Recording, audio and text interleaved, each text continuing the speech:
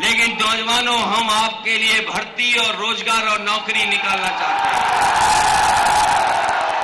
कितनी तकलीफ और परेशानी में नौजवान हैं। पढ़ लिख ले, डिग्री हासिल कर ले, मेहनत कर ले, रात दिन जाग ले, और अगर परीक्षा देने जा रहा तो बताओ परीक्षा रद्द हो रही है कि नहीं हो रही। परीक्षा रद्द हो जाए, पेपर का पता ही नहीं लगे, पेपर आउट हो जाए।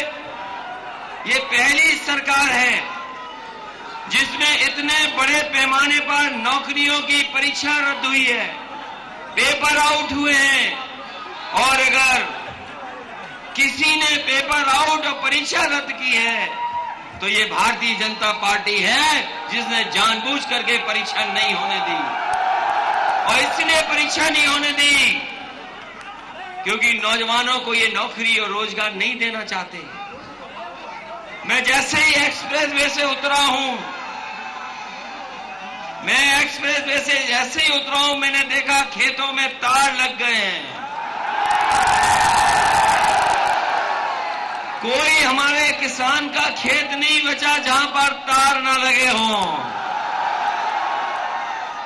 और अगर रात में रखवाली नहीं करोगे तो कौन आ रहा है?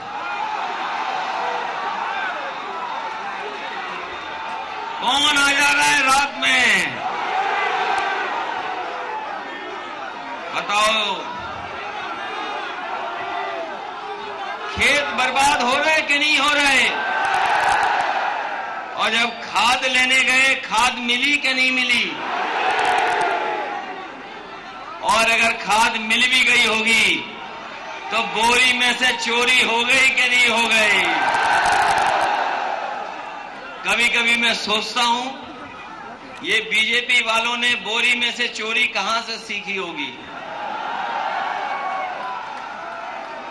ये बोरी में से चोरी कहां से सीखी होगी। कभी आपने पार्ले जी का बिस्किट पैकेट लिया कि नहीं लिया?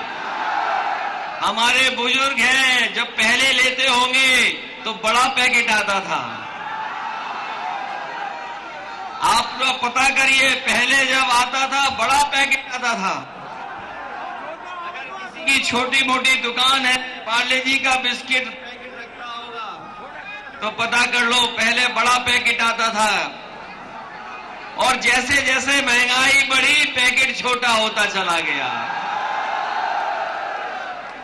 पैसे कम नहीं किए, पैकेट में से बिस्किट कम कर दिए। बताओ बोरी में से चोरी हो गई कि नहीं हो गई? डीजल पेट्रोल कहां पहुंच गया? इसलिए बहुत सारे सवाल हैं जिनका जवाब भारतीय जनता पार्टी नहीं दे सकती। कोई सवाल नहीं है जिसका जवाब दे पाए। इसलिए समाजवादी पार्टी और हम सब लोग मिलकर के एक नकारात्मक राजनीति को खत्म करना चाहते हैं। एक नकारात्मक राजनीति हो रही है जो हमें और आपको बांट रही है, कभी जात के नाम पर, कभी धर्म के नाम पर। उस नकारात्मक राजनीति को हम लोग खत्म करना चाहते हैं। उस खाई पैदा करने वाली राजनीति को हम लोग खत्म करना चाहते हैं। इसलिए आपसे हम विशेष निवेदन करने, अपील करने आए हैं। सरकार बनेगी तो हमने कहा है कि 300 यूनिट बिजली घरेलू फ्री होगी, कोई बिल आपको नहीं देना पड़ेगा। कभी कभी बीजेपी के लोग पूछते हैं, बताओ बिजली कहां से लाओगे? मैं अपने पत्रकार साथियों के सामने और आपके सबके सामने कहना चाहता हूं, 2 बार सरकार बनी है बीजेपी की। दिल्ली में 2 बार सरकार बनी, एक बार उत्तर प्रदेश में बनी। एक भी बिजली का कारखाना उत्तर प्रदेश में भारतीय जनता पार्टी ने नहीं लगाया। अगर लगाया हो तो बता दो कहीं कारखाना लगा हो। और फिर जो हमसे सवाल पूछते हैं, हम उनसे कहना चाहते हैं कि मुख्यमंत्री जी 4.5 साल से बिजली के कारखाने का नाम नहीं रट पाए, बिजली नहीं रट पाए। 300 यूनिट फ्री बिजली समाजवादी लोग देंगे, और इसलिए भी दे सकते हैं क्योंकि बिजली के कारखाने अगर किसी ने लगाए थे तो समाजवादी लोगों ने लगाए थे। बताओ, फतेहाबाद के लोग, कोई सोच सकता था कि ऐसी सड़क भी बन जाएगी? कोई सोच सकता था?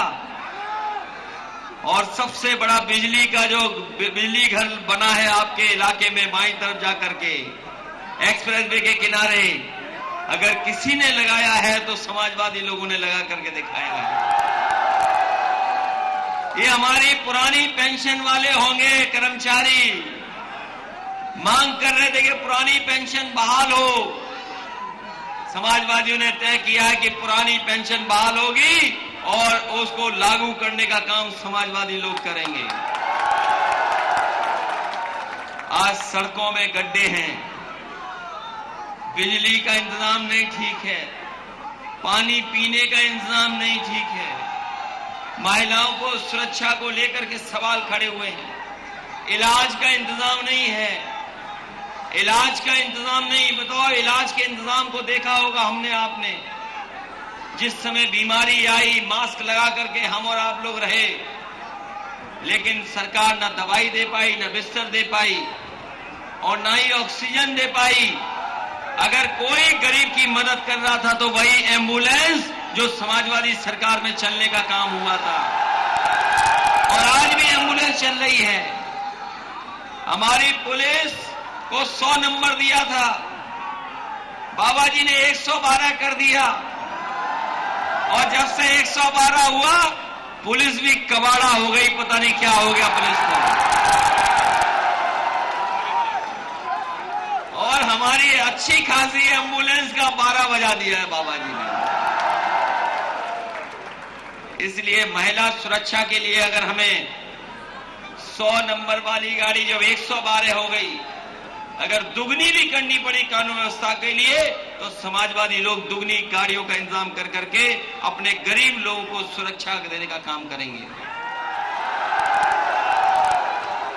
आज हम लोग रूपाली दीक्षित के लिए मदद मांगने आपसे आए हैं।